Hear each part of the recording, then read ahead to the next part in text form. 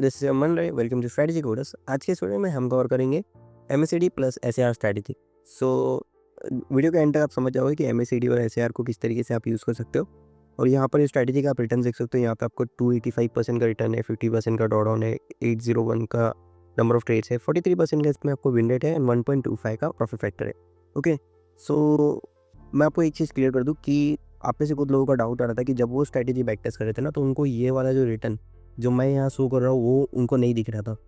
सो कुछ चीज़ें हैं जिनकी वजह से ऐसा हो सकता है। फर्स्ट चीज़ है कि आप जो सेटिंग्स के जो पैरामीटर्स है, ठीक है, उनको आप ठीक तरीके से यूज़ नहीं कर रहे हो, उनको जैसा आपको यूज़ करना चाहिए वैसा नहीं कर रहे हो।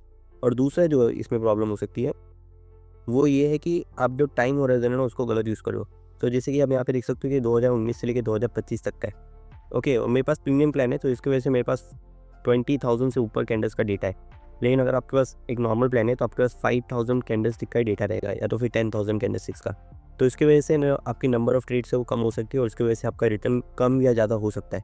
तो इसकी वजह से आपको डिफरेंट रिजल्ट देखने को मिल सकते हैं। तो आप हमेशा है ना डेट चेक करना कि मैं जो डेट पे यूज़ कर रहा हूँ ना आपका डेट भी सेम होना चाहिए, ठीक है। और इवन सो अगर आपको कोई इश्यू आ रहा है तो नीचे और मेरा व्हाट्सअप नंबर भी है, आप वहाँ पर मुझको मैसेज कर सकते हो, स्क्रीनशॉट भेज सकते हो, मैं देखूंगा कि क्या इशू आ रहा है, ठीक है। काफ़ी लोगों ने कमेंट में लिखा था कि उनको रिजल्ट डिफरेंट आ रहे हैं, तो इसीलिए मैंने ये चीज़ क्लियर की है।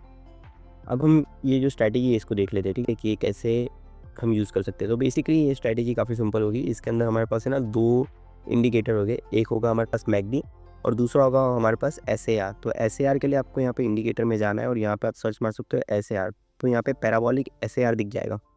अब ये जो इंडिकेटर है इसको आप चार्ट पे लगाओगे तो ये कुछ इस तरीके से आपको वैल्यूज़ देगा। तो ये इंडिकेटर यूज़ होता है स्टॉप लॉस लगाने के लिए। तो मतलब कि प्राइस की रीसेंट वोलेटिलिटी एंड मूवमेंट के हिसाब से आपका स्टॉप लॉस कहाँ होना चाहिए ये इंडिकेटर बताता है। तो जैसे आपने यहाँ पे ट्रेड ली तो आपका स्टॉप लॉस यहाँ होना चाहिए। तो बेसिकली एक स्टॉप लॉस के लिए ये यूज़ होता है, ठीक है। सो अभी हम इसका है ना स्ट्रैटेजी लॉजिक समझ देते हैं। स्ट्रैटेजी लॉजिक काफ़ी सिंपल होने वाला है। अगर हमारे पास है ना मूविंग एमएससीडी का क्रॉस ओवर हो, ठीक है, जैसे कि यहाँ पे एमएससीडी का क्रॉस ओवर है, okay, at the same time जो हमारा क्लोज है वो एसएआर के ऊपर हो तो हम यहाँ पे एंट्री लेंगे और जब क्लोज जो है वो एसएआर के नीचे हो जाएगा तो हम यहाँ पे एग्जिट ले लेंगे, ठीक है। तो इस तरीके से ये होगा हमारा, ओके। और इसका ही हम शॉर्ट एंट्री देख लेते हैं। शॉर्ट एंट्री में हमारे पास अगर जैसे ही क्रॉस अंडर हो किसका, एमएससीडी का, जैसे कि यहाँ पर है, ठीक है, वैसे हम और हमारा जो प्राइसेस है वो नीचे होनी चाहिए किसके, एसएआर के, तो हम यहाँ पे ले लेंगे शॉर्ट एंट्री और जैसे ही प्राइसेस के ऊपर जाएगा हम ले लेंगे एग्जिट। तो ये है हमारा entry and exit root, okay. तो अब हम इसका कोड देख लेते हैं। तो इसका कोड काफ़ी सिंपल होने वाला है। सो पहले हमारे पास मैकडी है, एमएससीडी। तो एमएससीडी ये जो है जो ऑफिशियल एमएससीडी होता है उसका ही कोड उठाया गया है। तो यहाँ पर जो एमएससीडी हमने लिया है, ओके, इसमें हमारे पास पहले 2 यूज़र इनपुट है, फास्ट लेंथ और स्लो लेंथ, ठीक है। फिर उसके नीचे वाले जो यूज़र इनपुट्स हैं वो हो गया सोर्स का, एक क्लोज है, और फिर उसके बाद हमारे पास सिग्नल लेंथ का है, एसएमए सोर्स। सो बेसिकली मैं आपको बता देता हूँ पहले कि मैकडी होता क्या है, ठीक है। तो जो एमएससीडी होता है ना वो बेसिकली बनता है 2 मूविंग एवरेज से। एक होता है 12 पीरियड का मूविंग एवरेज, एक होता है 26 पीरियड का मूविंग एवरेज। तो 12 और 26 ये दोनों के बीच का जो डिफरेंट होता है ना वो आपको ये ब्लू वाली लाइन मिलती है। ये ब्लू वाली लाइन जो आप देख रहे हो ये 12 और 26 पीरियड मूविंग एवरेज का डिफरेंस है। ये जो आप ऑरेंज वाली लाइन देख रहे हो ये ब्लू वाली लाइन का मूविंग एवरेज है, ठीक है। और ये जो आप हिस्टोग्राम देख रहे हो ये दोनों का डिफरेंस है। तो मतलब इसका और इसका, ये दोनों का जो डिफरेंट है ना ये हिस्टोग्राम है, ठीक है।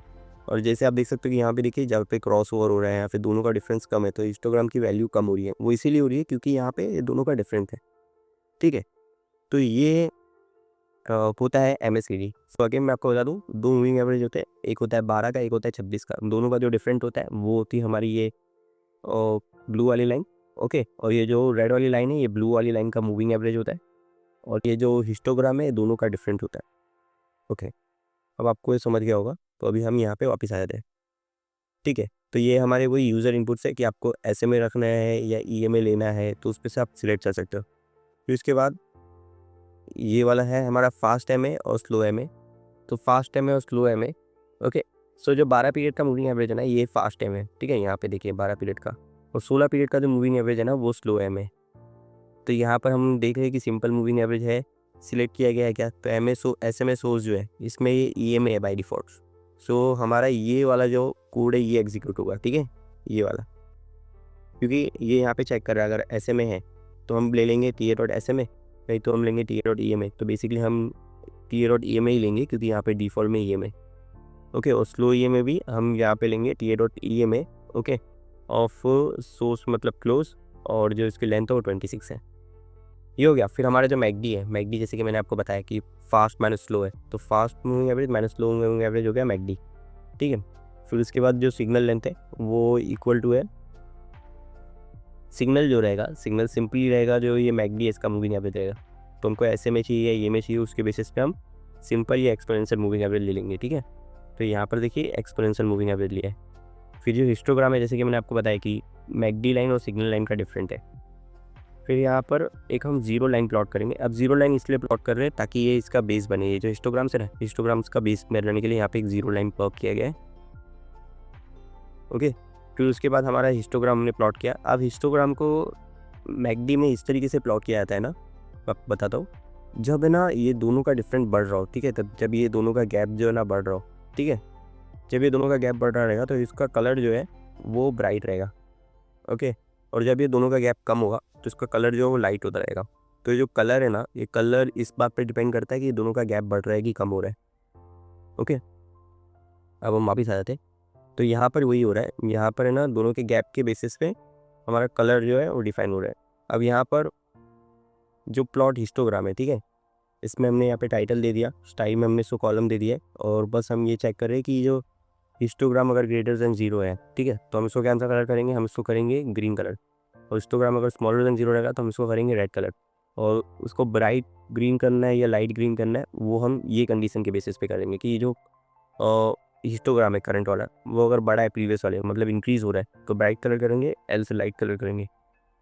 और यहाँ पे इसका उल्टा कर दिया, अगर हिस्टोग्राम जो है वो इंक्रीज़ हो रहा है, ठीक है, करंट हिस्टोग्राम अगर प्रीवियस हिस्टोग्राम से बड़ा है, ठीक है, तो हम इसको कर देंगे लाइट कलर, नहीं तो हम इसको करेंगे ब्राइट कलर।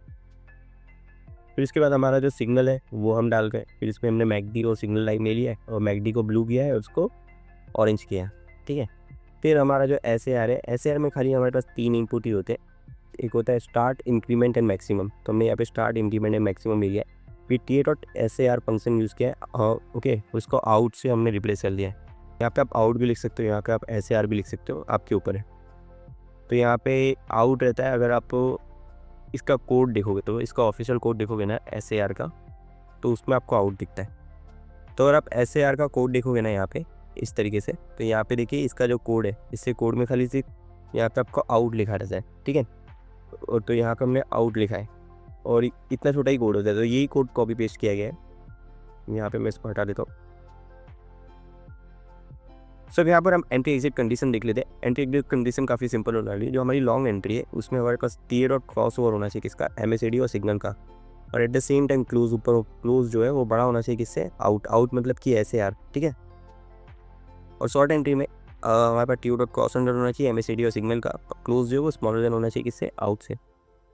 तो अगर ये हमारी कंडीशन है जैसे कि मैंने आपको शुरुआत में एक्सप्लेन किया था, ठीक है, जैसे कि यहाँ पर ये वाली लॉन्ग कंडीशन है, यहाँ पे क्रॉस ओवर हुआ, लॉन्ग के ऊपर है, यहाँ पे हमने लॉन्ग एंट्री ली और जैसे ही नीचे आया हमने एग्जिट लिया, यहाँ पे क्रॉस अंडर हुआ, ओके, प्राइजेस नीचे है SAR के, फिर जैसे ही प्राइजेस ऊपर गए SAR पे हमने एग्जिट ले लिया। सो वही कंडीशन को हमने यहाँ पे लिखा है। तो अगर हमारे पास TA डॉट क्रॉस ओवर है MACD और सिग्नल लाइन का, और क्लोज जो है वो बड़ा है किससे, SAR से, तो हम लेंगे लॉन्ग एंट्री। शॉर्ट एंट्री में अगर हमारे पास क्रॉस अंडर है MACD और सिग्नल लाइन का, और क्लोज जो है वो छोटा है किससे, आउट से, मतलब कि SAR से, सो यहाँ पर हम ले लेंगे शॉर्ट एंट्री। फिर लॉन्ग एग्जिट हमारा सिंपल है, अगर close is smaller than out है तो हम ले लेंगे लॉन्ग एग्जिट, और शॉर्ट एग्जिट में क्लोज अगर ग्रेटर देन आउट है तो हम ले लेंगे शॉर्ट एग्जिट। और वही को उसी चीज़ को हमने यहाँ पे लिख दिया है। लॉन्ग एंट्री है और कोई भी पोजीशन साइज ओपन नहीं है, बार स्टेट डॉट इज कन्फर्म्ड है, हम ले लेंगे लॉन्ग एंट्री। शॉर्ट एंट्री है, कोई भी पोजीशन साइज ओपन नहीं है, बार स्टेट डॉट इज कन्फर्म्ड है, मतलब कैंडल क्लोज हो चुकी है, तो हम ले लेंगे शॉर्ट एंट्री। लॉन्ग एग्जिट काफ़ी सिंपल, लॉन्ग एग्जिट कंडीशन हमारी ट्रू है ये वाली, ओके, और पोजीशन साइज इक्वल टू 0 है, बार स्ट्रेट डॉट इज कन्फर्म्ड है, हम ले लेंगे स्ट्रेटेजी क्लोज कर लेंगे हम किसकी, लॉन्ग की, ओके। फिर अगर हमारे पास शॉर्ट एग्जिट है, strategy dot position size smaller than 0, मतलब हम शॉर्ट ट्रेड में है, बार स्ट्रेट डॉट इज कन्फर्म्ड है, तो हम शॉर्ट ट्रेड को क्लोज कर देंगे, ठीक है।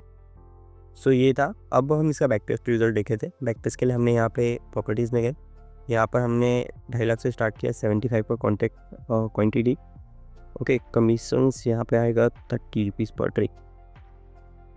ओके, और जैसे ही हम इसको अप्लाई करेंगे, हमारे का जो स्ट्रैटेजी है वो यहाँ पे दिख जाएगी।